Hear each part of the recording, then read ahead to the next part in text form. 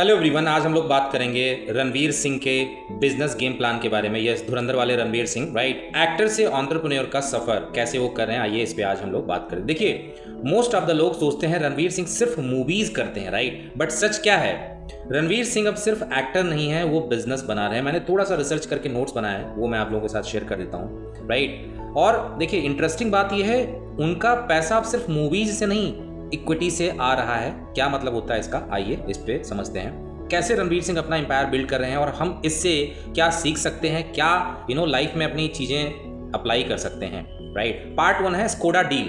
देखिए, सबसे पहला एग्जांपल समझते हैं। 2025 में स्कोडा ऑटो इंडिया ने रणवीर सिंह को अपना पहला ब्रांड एम्बेसडर बनाया। 25 साल में फर्स्ट टाइम।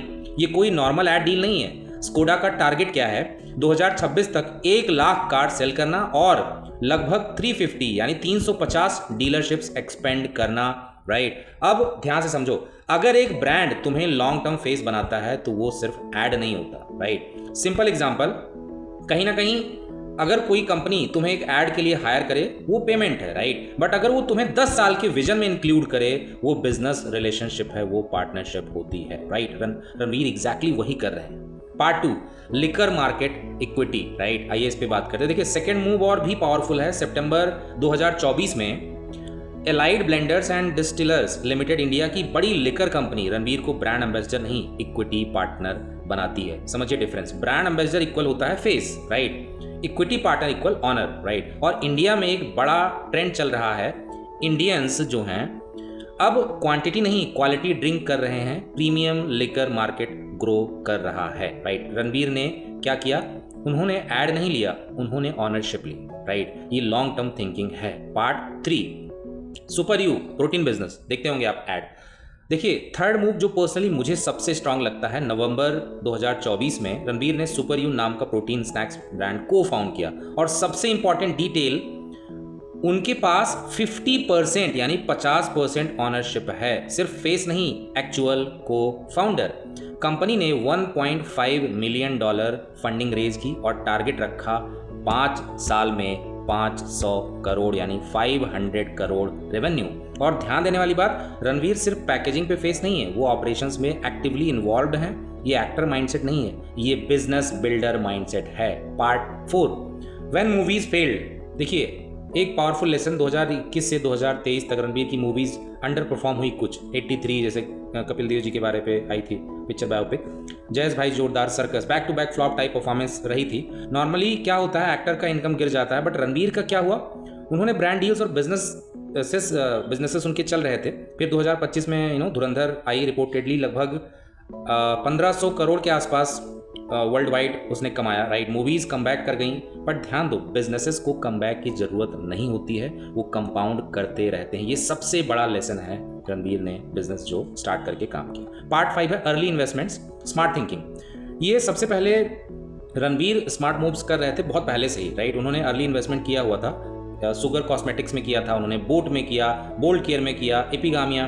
तब जब ये ब्रांड्स हाउस होल्ड नेम नहीं थे, ये छोटे चेक्स थे।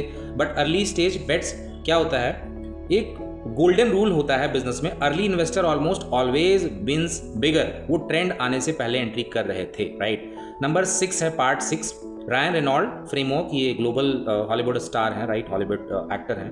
हॉलीवुड एक्टर रायन रेनॉल्ड्स ने क्या किया हुआ है, उन्होंने इन्वेस्ट किया एविएशन जिन में, मिंट मोबाइल, मैक्सिमम एफर्ट। और Ranveer exactly same framework follow कर रहे हैं, राइट। कैसे, देखिए, fitness personality protein brand, bold personality liquor venture, aspirational image Skoda partnership. Simple logic ये है, पर्सनालिटी के अराउंड बिजनेस बिल्ड करो, रैंडम बिजनेसेस मत उठाओ, राइट।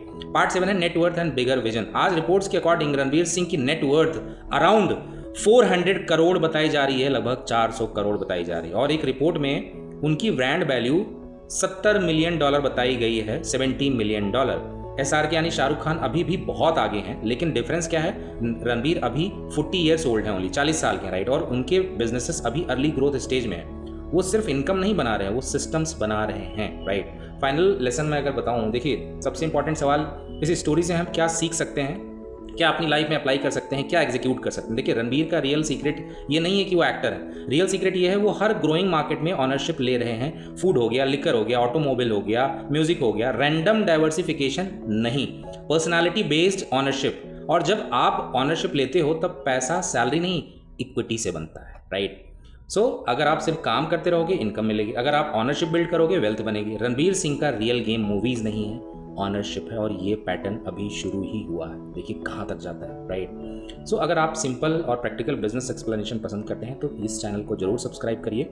कहीं ना कहीं बहुत सारी चीज़ें आप सीखते जाओगे और आगे आपके माइंडसेट को डेवलप करने में, आप कोई बिजनेस करना चाहते हो या कहीं ना कहीं आपको क्लैरिटी मिलेगी इन सब चीज़ों से, राइट।